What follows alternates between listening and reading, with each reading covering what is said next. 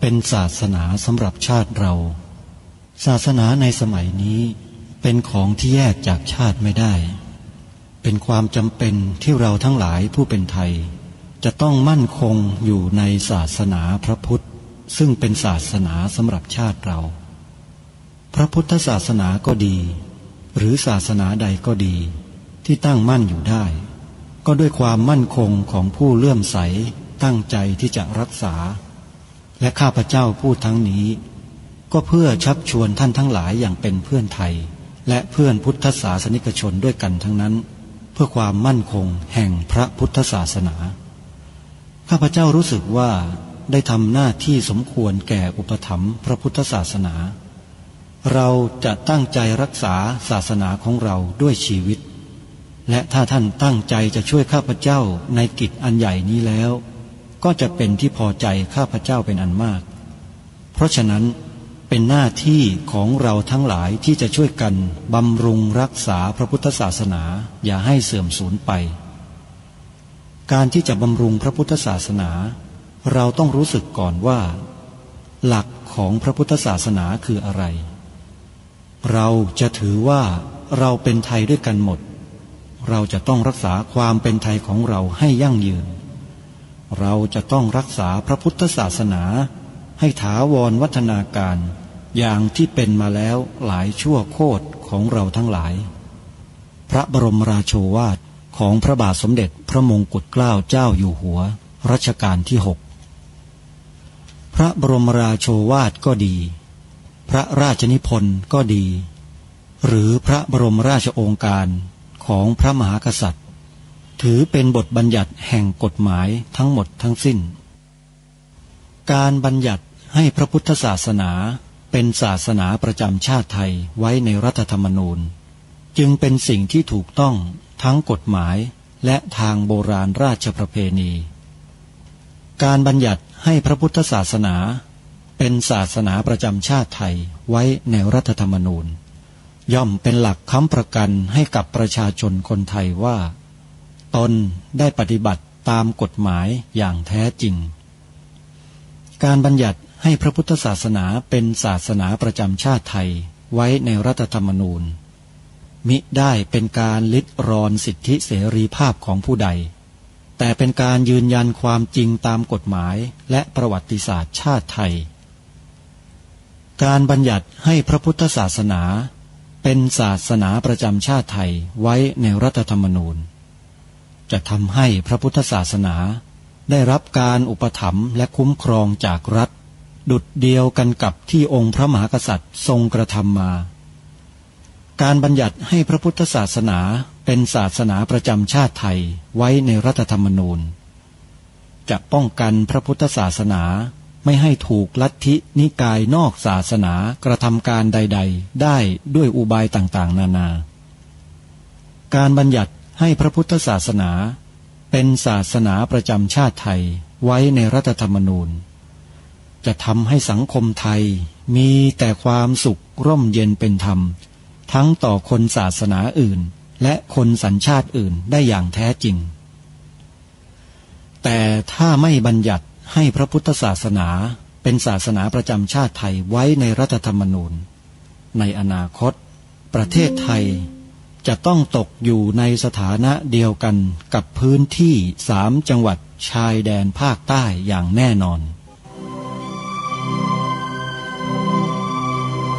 พระบรมราโชวาทพระบาทสมเด็จพระเจ้าอยู่หัวในมหาสมาคมณพระที่นั่งอมรินทร์วินิจฉัยในพระบรมมหาราชวังโดยที่พระพุทธศาสนาเป็นศาสนาประจำชาติของเราทั้งตามความศรัทธาเชื่อมั่นของข้าพเจ้าเองก็เห็นเป็นศาสนาที่ดีศาสนาหนึ่งเนื่องในบรรดาสัจธรรมคำสั่งสอนอันชอบด้วยเหตุผลจึงเคยคิดอยู่ว่าถ้าโอกาสอำนวยข้าพเจ้าควรจะได้บวชสักเวลาหนึ่งตามราชประเพณีซึ่งจะเป็นทางสนองพระเดชพระคุณพระราชบูรพการีตามคตินิยมด้วยแต่นับตั้งแต่ข้าพเจ้าได้ครองราชย์สืบสันตติวงศ์ต่อจากสมเด็จพระเชษฐาธิราชก็ล่วงมากว่า10 ปีแล้วเห็นว่าน่าจะถึงเวลาที่ควรจะทำตามความตั้งใจไว้นั้นแล้วประการหนึ่งอัน อันหนึ่งการที่องค์สมเด็จพระสังฆราชหายประชวรมาได้ในคราวประชวรครั้งหลังนี้ก่อให้เกิดความปีติยินดีแก่ข้าพเจ้ายิ่งนักได้มาคำนึงว่าถ้าในการอุปสมบทของข้าพเจ้าได้มีองค์ที่24กุมภาพันธ์พระพุทธศักราช2567รายการคดีโลกคดีธรรมมาพบกับสาธุชนเป็นปกติทุกวันจันทร์ถึงวันศุกร์และวันเสาร์อาทิตย์ทางสถานีวิทยุแห่งนี้ท่านผู้ฟังสามารถใช้โทรศัพท์มือถือดาวน์โหลดแอปพลิเคชันที่ชื่อว่าวิทยุพุทธศาสนาทั่วไทยเพื่อติดตามรับฟังรายการนี้ได้เป็นประจำทุกวันแอปพลิเคชันดังกล่าวรวบรวมสถานีวิทยุพระพุทธศาสนาแห่งชาติไว้ในที่เดียวกันมากถึง48สถานีท่านผู้ฟังที่ดาวน์โหลดแอปพลิเคชันนี้สามารถที่จะเลือกรับฟังสถานีใดก็ได้ตามศรัทธามีสาระเนื้อหาที่ดีๆทุกสถานีแต่ถ้าต้องการฟังรายการคดีโลกคดีธรรมเป็นประจำทุกวันนั้นท่านต้องฟังสถานีวิทยุที่มีรายชื่อดังนี้และมีเวลาออกอากาศที่ต่างกันดังนี้เวลา 9 นาฬิกาท่านสามารถเปิดรับฟังรายการนี้ได้ทางสถานีวิทยุวัดหนองกายวัดศรีอุดมวงศ์วัดอารามมงคลเวลา 10 นาฬิกาเปิดรับฟังได้ที่สถานีวิทยุวัดป่าจริยธรรมเวลา 11 นาฬิกาเปิดรับฟังได้ทางสถานีวัดฝายหินเวลา 13 นาฬิกาเปิดรับฟังได้ทางสถานีวิทยุวัดบ้านปลาคูนและเวลา 1 นาฬิกาเปิดรับฟังได้ทางสถานีวิทยุวัดฝายหินและสถานีวิทยุที่ออกอากาศอยู่ในจังหวัดสุพรรณบุรีซึ่งยังไม่ได้อัพเข้ามาสู่ในแอปพลิเคชันก็คือวัดสามชุกอำเภอสามชุกจังหวัดสุพรรณบุรีคลื่น FM 100.25 เมกะเฮิรตซ์ออกรายการคดีโลกคดีธรรมเป็นประจำทุกวันวันละ2 เวลาคือเวลา 9 นาฬิกาและเวลา 20 นาฬิกาท่านสาธุชนสะดวกช่วงไหนก็สามารถเปิดรับฟังในช่วงนั้นๆได้วันนี้รายการคดีโลกคดีธรรมขอแจ้งข่าวประชาสัมพันธ์ญาติโยมสาธุชนทุกท่านให้ได้รับทราบถึงกิจกรรมที่จะมีขึ้นอีกไม่กี่วันข้างหน้านั่นก็คืองานทำบุญครบรอบ18 ปีสถานีวิทยุพระพุทธศาสนาแห่งชาติประจำจังหวัดเลยวัดป่าจริยธรรมกำหนดวันจัดงานนั้นคือวันที่ 9 และ 10 มีนาคมเพราะฉะนั้นจึงขอเรียนเชิญบรรดาสาธุชนทุกท่านมีส่วนร่วมทำบุญหนุนกองธรรมให้กับวัดป่าจริยธรรมที่เปิดธรรมะให้เราได้ศึกษาเรียนรู้กันตลอด24 ชั่วโมงมาเป็นระยะเวลา18 ปีเต็มเพราะฉะนั้นถึงเวลาแล้วที่เราจะได้ร่วมบุญให้กับทางวัดในการบริหารจัดการค่าสิ่งต่างๆที่ได้ใช้จ่ายในการออกอากาศไม่ว่าจะเป็นค่ากระแสไฟฟ้าค่าอุปกรณ์ที่เสื่อมโทรมค่าเดินทาง ค่าปฏิบัติการต่างๆซึ่งมีค่าใช้จ่ายทุกวันท่านใดที่จะร่วมบุญกับทางวัดในวันที่9มีนาคมที่จะถึงนี้ให้ท่านสาธุชนจดหมายเลขโทรศัพท์แล้วโทรแจ้งที่หมายเลขนี้ได้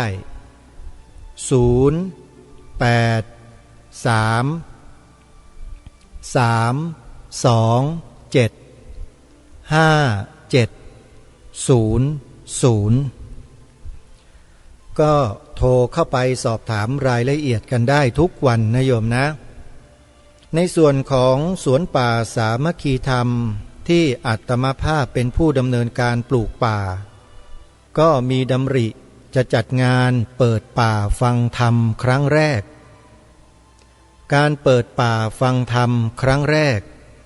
ถือว่าเป็นการจัดงานครั้งแรกของสวนป่าสามัคคีธรรมนับตั้งแต่เริ่มปลูกป่ามา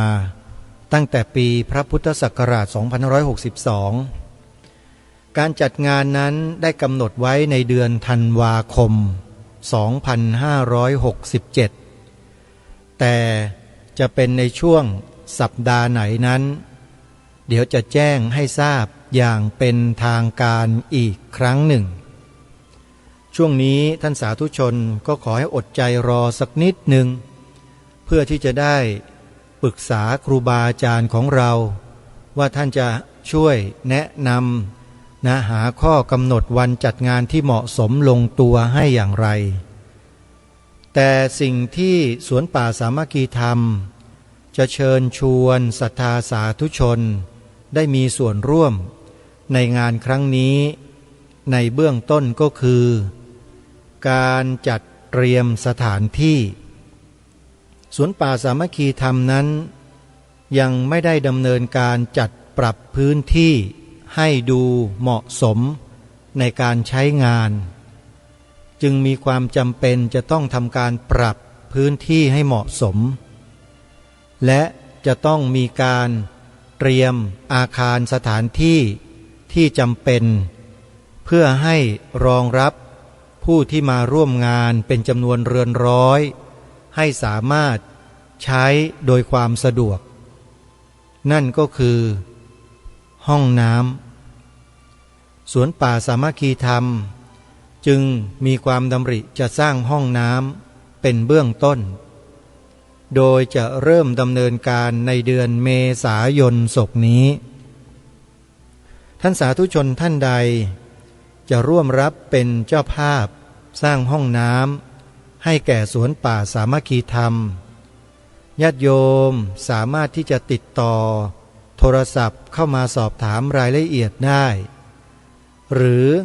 จะร่วมทำบุญโดยการโอนปัจจัยเข้าบัญชีธนาคารก็ได้โดยท่านสามารถโอนปัจจัยเข้ามาร่วมบุญได้ที่ธนาคารไทยพาณิชย์ธนาคารไทยพาณิชย์สาขาบางลำพูเลขบัญชี11421429897ชื่อบัญชีพระปลัดนรงค์ฤทธิ์ขออนุโมทนาบุญกับญาติธรรมญาติโยมสาธุชนทุกท่านที่ร่วมด้วยช่วยให้สวนป่าสามัคคีธรรมนั้นได้จัดงานได้โดยสะดวก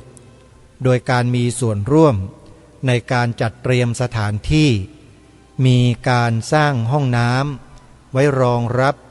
ผู้ที่จะเดินทางมาร่วมกิจกรรมในเดือนธันวาคมด้วยกันโทรศัพท์ติดต่อเพื่อสอบถามรายละเอียดเพิ่มเติมที่หมายเลข0940662695วันนี้เป็นวันมาฆบูชาวันขึ้น15 ค่ำเดือน3เป็นวันสำคัญทางพระพุทธศาสนาที่มีความเป็นมา มีการจารึกบันทึกเอาไว้เป็นลายลักษณ์อักษรสืบต่อกันมา 2,000 กว่าปีข้อความหรือเนื้อหาที่เกี่ยวกับวันมาฆบูชานั้นมีผู้นำมาเผยแพร่อยู่ทั่วไปในโลกโซเชียลเน็ตเวิร์กแต่ทางรายการคดีโลกคดีธรรมนั้นจะไม่ได้ค่อยเน้นในเรื่องความรู้เรื่องวันมาฆบูชาเพราะเชื่อว่าพุทธบริษัทไทยของเราทั้งบรรพชิตและคฤหัสถ์มีความรู้เป็นพื้นเดิมกันอยู่แล้วว่าวันมาฆบูชานั้นมีจาตุรงคสันนิบาตคือเหตุการณ์4ประการเกิดขึ้นในวันดังกล่าวนี้เมื่อครั้งสมัยพุทธกาลจาตุรงคสันนิบาตก็หมายถึงการประชุมด้วยองค์4หมายความว่ามีเหตุการณ์พิเศษที่เกิดขึ้นพร้อมกันในวันเดียวนั่นก็คือ1เป็นวันที่พระอรหันตสาวกที่สำเร็จอภิญญา1,250 รูปมาประชุมพร้อมกันที่วัดเวรุวันในแขวงกรุงราชคฤห์แคว้นมคธซึ่งมากันโดยไม่ได้นัดหมายข้อที่2พระภิกษุสงฆ์เหล่านั้นเนี่ยล้วนแต่เป็นพระภิกษุที่องค์สมเด็จพระสัมมาสัมพุทธเจ้าทรงอุปสมบทให้ด้วยเอหิภิกขุอุปสัมปทา 3. พระภิกษุสงฆ์ทุกองค์นั้นล้วนแล้วแต่ได้บรรลุอรหัตผลแล้วทุกองค์ 4. วันนั้นเป็นวันพระจันทร์เต็มดวงเสวยมาฆฤกษ์นี่คือองค์แห่งจาตุรงคสันนิบาตในวันมาฆบูชาสาระที่สำคัญนั้นไม่ได้อยู่ที่จาตุรงคสันนิบาตสาระสำคัญอยู่ที่โอวาทปาติโมกข์ซึ่งองค์สมเด็จพระสัมมาสัมพุทธเจ้าได้ตรัสแสดงแก่พระอรหันต์ 1,250 รูปเพื่อให้พระอรหันต์เหล่านี้เนี่ยนำไปสอนประชาชนในแคว้นต่างๆของประเทศอินเดียในสมัยนั้นท่านสาธุชนทุกท่านธรรมหลักๆของโอวาทปาติโมกข์ที่เราได้ยินกันเป็นประจำบ่อยๆเลยก็คือสัพพปาปัสสะอาการนังกุสลัสสูปะสัมปทาสัจจิตะปริโยทปนังนั่นก็คือหัวใจของวันมาฆบูชาที่พระพุทธองค์ได้ทรงวางแนวทางไว้ให้ไปสอนผู้คนว่าการไม่ทำบาปทั้งปวงการทำกุศลให้ถึงพร้อมการชำระจิตของตนให้ขาวรอบให้อยู่ในหลักการนี้ส่วนบาทคาถาอื่นๆหรือประโยคอื่นๆที่พระเจ้าตรัสแสดงในวันนั้นก็เช่นขันตีปรมังตโปตีติขานิพพานังปรมังวทันติพุทธานะหิปัปพชิโตปรูปคาตีสะมโนโหติปรังวิเหทยันโตอนูปวาโทอนูปคาโตปาติโมเขจะสังวโรมัตตัญยุตาจะพัตตัสมิงปันตัญจะสยนาสนังอธิจิตเตจะอาโยโคเอตังพุทธานะสาสนังเป็นพระบาลีทั้งหมดซึ่งอาตมาภาพก็คงจะไม่ขอแปลนะโยมนะเพื่อให้เราได้ทำความเข้าใจเป็นเบื้องต้นใครสนใจจะหาคำแปลก็ต้องไปศึกษาหาค้นคว้านะโยมหรือไปฟังครูบาอาจารย์หลายๆรูปที่ท่านแสดงธรรมในวันมาฆบูชาท่านได้นำมาอธิบายขยายความอย่างละเอียดจะได้ประโยชน์มากสำหรับรายการคดีโลกคดีธรรมนั้นจะไม่ขอหยิบยกรายละเอียดต่างๆเข้ามาแสดงเพราะเดี๋ยวจะไปแย่งซีนครูบาอาจารย์ของเราเสียหมดก็เลยขอกล่าวเป็นย่อๆภาษาบาลีไว้แต่เพียงเท่านี้นะนี่คือสาระสำคัญของวันมาฆบูชาในฐานะที่เป็นหลักคำสอนของพระสัมมาสัมพุทธเจ้าทีนี้มาดูในบริบทของสังคมไทยของเรา ที่ทางรายการจะเน้นย้ำให้พวกเราในฐานะที่เป็นลูกหลานคนไทยที่นับถือพระพุทธศาสนาและเป็นพลเมืองส่วนใหญ่ของประเทศนี้เนี่ยได้รับรู้รับทราบแล้วก็จะได้นำสิ่งเนี้ยไปเผยแพร่ไปถ่ายทอดและให้ผู้คนด้วยกันเห็นความสำคัญของวันนี้ว่าวันมาฆบูชานี้เนี่ยทางบ้านเมืองให้ความสำคัญไว้เพียงใดแล้วมีข้อกำหนดเอาไว้อย่างไรที่เป็นข้อกฎหมายเนี่ยวันนี้ก็เลยจะนำเสนอเรื่องนี้แหละให้พวกเราที่ทำหน้าที่กันอยู่ในบ้านในเมืองในฐานะต่างๆไม่ว่าจะอยู่ที่แห่งหนตำบลใดก็แล้วแต่ได้รับทราบแล้วก็ให้นำไปปฏิบัติถ้าหากไม่ปฏิบัติก็จะมีความผิดตามข้อกฎหมายถือว่าไม่ให้ความร่วมมือ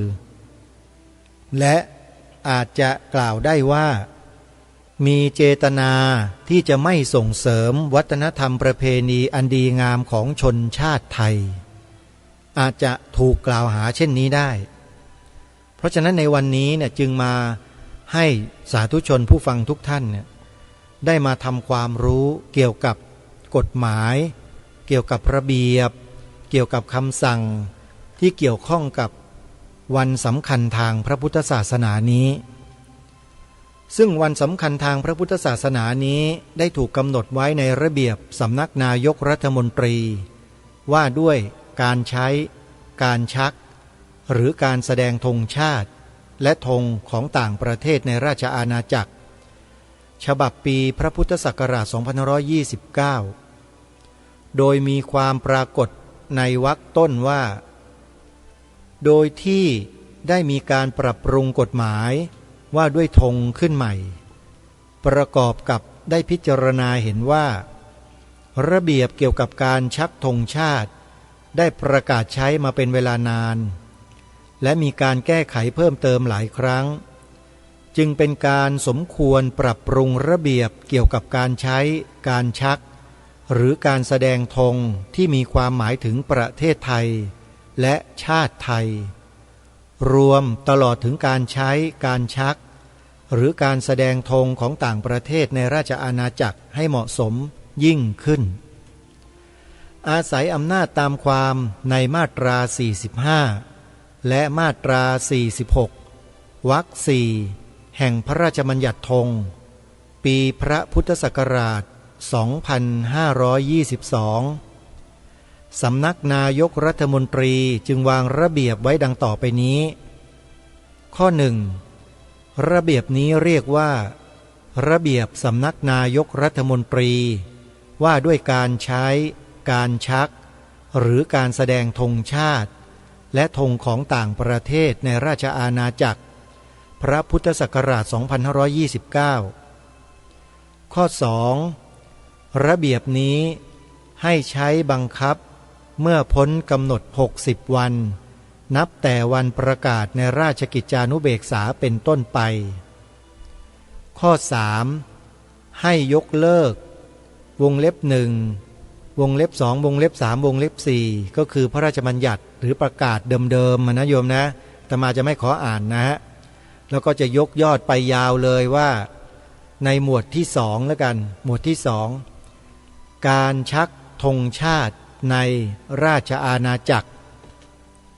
ก็จะมีข้อ 12 บอกว่า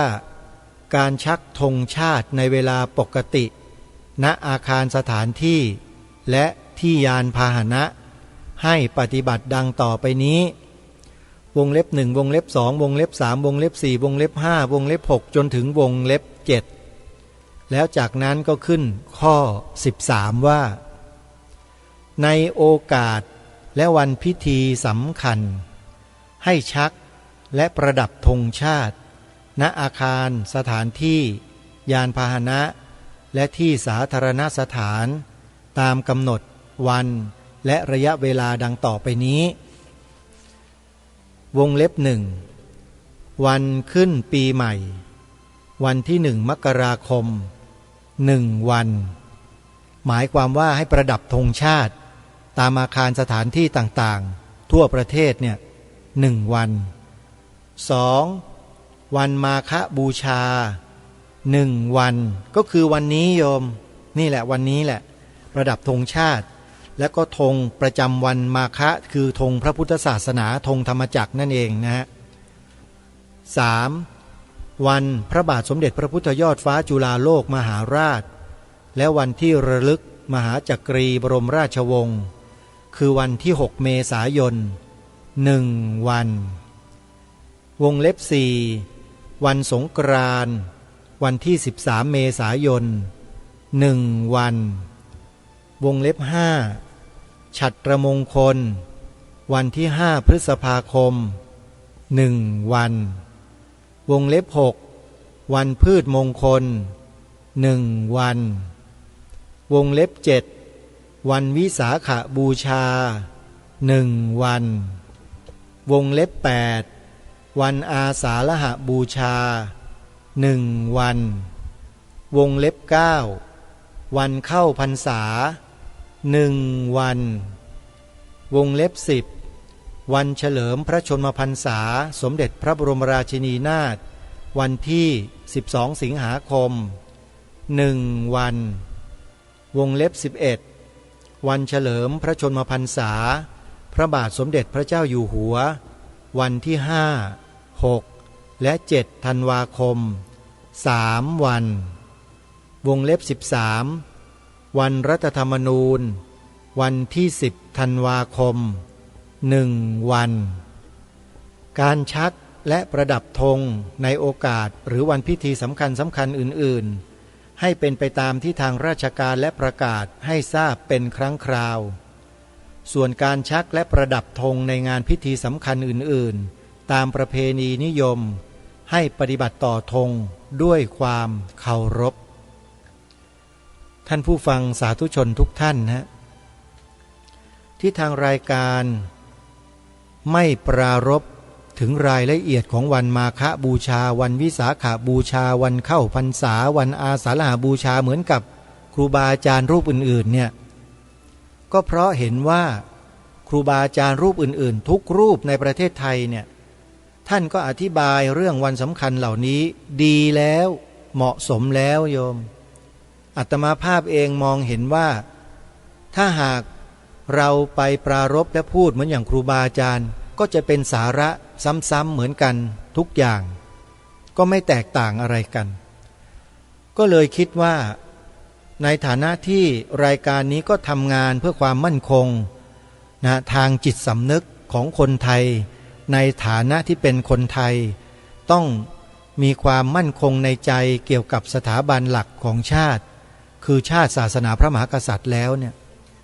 ก็เลยไปสืบค้นไปค้นคว้าหาข้อมูลที่เกี่ยวกับวันสำคัญทางพระพุทธศาสนาที่มีการประกาศไว้เขียนไว้เป็นระเบียบให้ปฏิบัติต่อวันสำคัญทางพระพุทธศาสนาไว้ยังไงต่างๆก็มาค้นเจอกฎหมายซึ่งเป็นประกาศของสำนักนายกรัฐมนตรีในฐานะที่ดูแลรับผิดชอบเรื่องธงชาติมาให้ท่านสาธุชนผู้ฟังได้สดับรับฟังศึกษาเรียนรู้ไปด้วยกันเพื่อหวังให้พวกเราทั้งหลายที่เป็นลูกหลานคนไทยเนี่ยได้มองเห็นถึงความสำคัญของ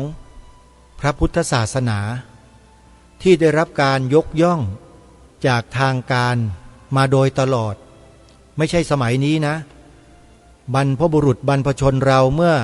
1,000-2,000 ปีมาแล้วก็ยกย่องพระพุทธศาสนาในลักษณะแบบนี้มาโดยตลอดเลยถือได้ว่าเป็นจารีตประเพณีของชาติบ้านเมืองเพราะไม่เช่นนั้นแล้วทางการก็จะไม่กำหนดและไม่ระบุวันสำคัญทางพระพุทธศาสนาเอาไว้เด่นชัดแบบนี้แน่นอนเพราะฉะนั้นการที่บัญญัติหรือเขียนไว้ในกฎหมายชัดเจนแบบนี้เนี่ยจึงเป็นเครื่องบ่งบอกและยืนยันได้อย่างชัดเจนว่า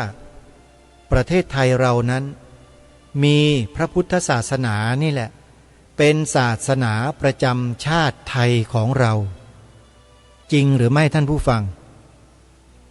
ประกาศเมื่อสักครู่นี้ที่อ่านให้ฟังถึงวันพิธีสำคัญที่จะให้มีการใช้และประดับธงชาติ ณอาคารสถานที่ยานพาหนะและที่สาธารณสถานตามกำหนดวันและระยะเวลาดังต่อไปนี้เขาก็ระบุวันสำคัญของชาติขึ้นมาเลยและใน13วันนั้นน่ะมีวันสำคัญทางพระพุทธศาสนาอยู่ถึง4วันโยม4วันมีวันอะไรบ้างในวงเล็บ2วันมาฆบูชาในวงเล็บ7วันวิสาขบูชา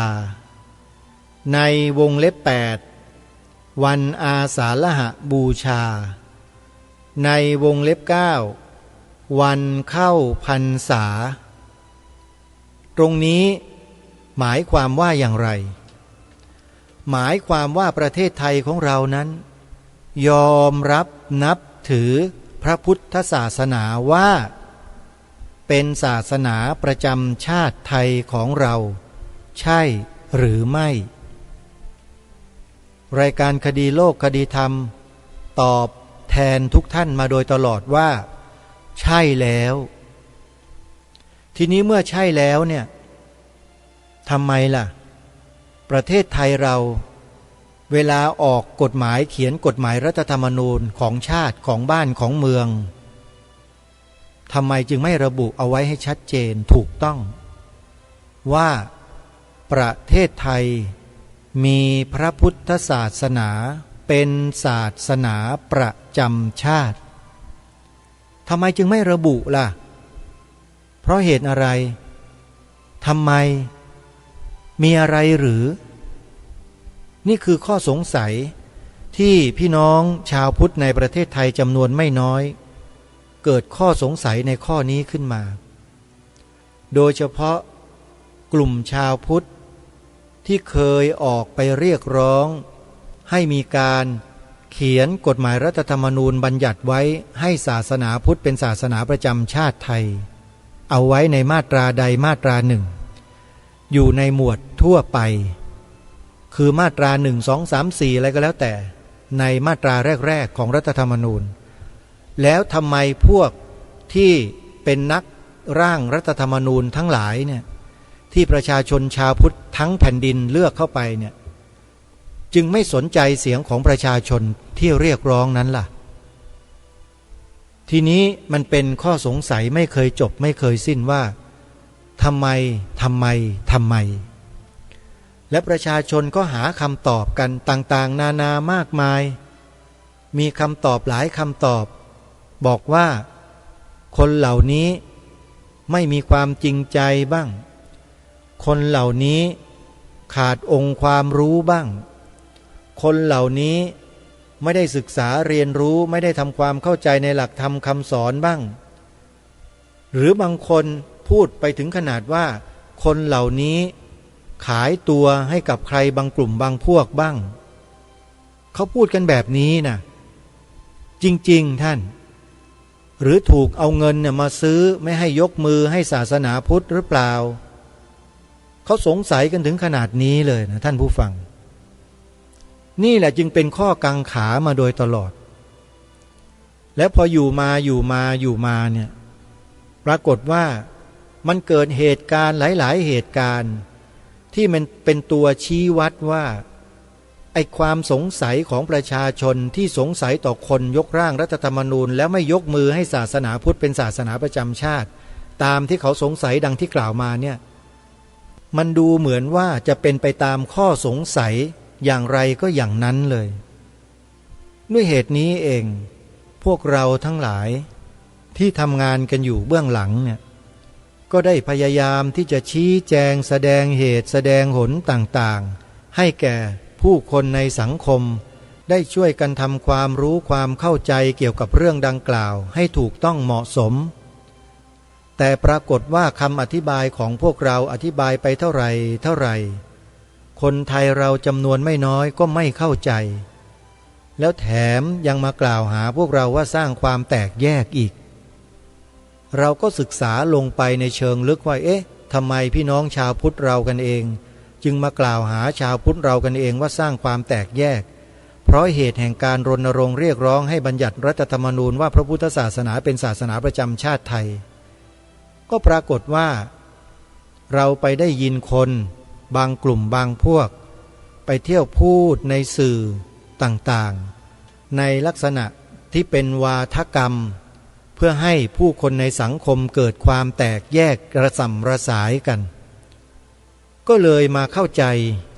ในกลุ่มของพวกเรากันว่าอ๋อแปลว่ามันมีขบวนการในการจัดตั้งและกระทำการสิ่งเหล่านี้ขึ้นในสังคมไทยของเราเพราะฉะนั้นพวกเราจะต้องดึงเอาพี่น้องชาวพุทธของเราเนี่ยกลับมาให้ได้ไม่ว่าด้วยวิธีใดก็แล้วแต่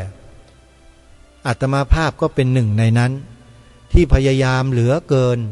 ที่จะปลุกจิตสำนึกพี่น้องคนไทยของเราเนี่ยให้กลับมายืนอยู่บนจุดยืนที่ถูกต้องของบ้านเมืองของเราด้วยกันโดยการนำเสนอให้พวกเราได้ใช้วาจาของเรานี่แหละเป็นเครื่องนำทางไปสู่ความถูกต้องที่เราเรียกร้องและรณรงค์มาโดยตลอดว่าประเทศไทยมีพระพุทธศาสนาเป็นศาสนาประจำชาติบัญญัติไว้ในกฎหมายรัฐธรรมนูญให้ได้นี่คือสิ่งที่เราต้องทำแล้วทางรายการคดีโลกคดีธรรมก็ทำมาโดยตลอดทำจนกระทั่งญาติโยมที่ฟังรายการพระคุณเจ้าที่ฟังรายการบ่นทุกวันเลยพูดซ้ำๆซากๆซ้ำ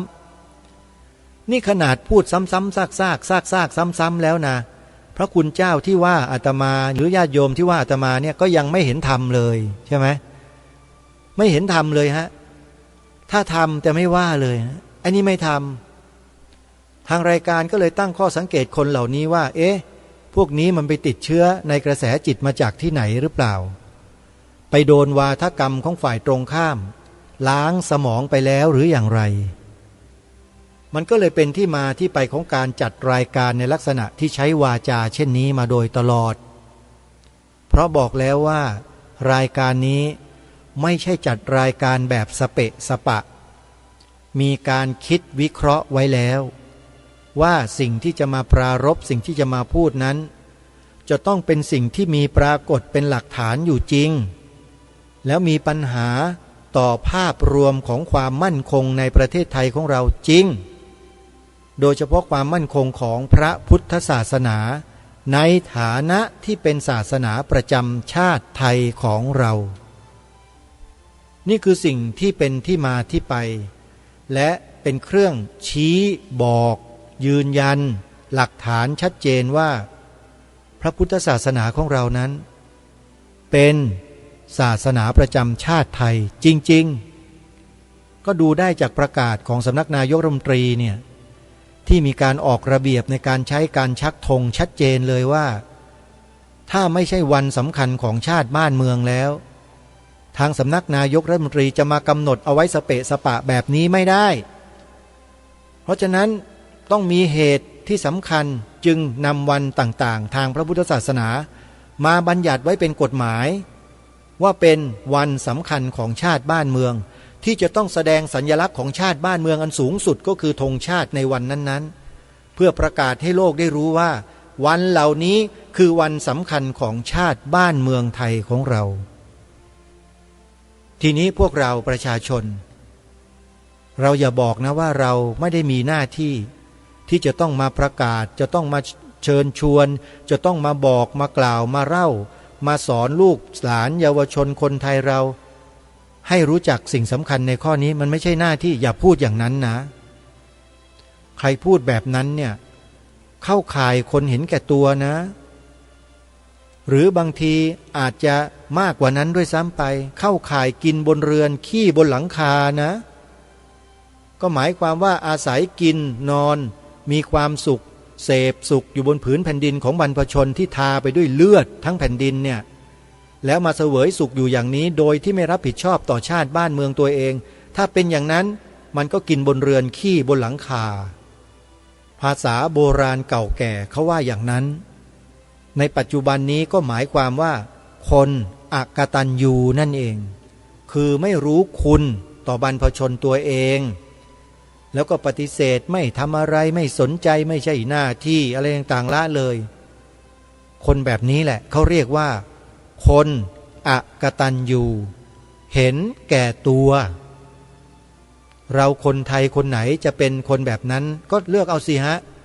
นี่ไม่ได้ว่าใครนะแต่พูดถึงการกระทำแบบนั้น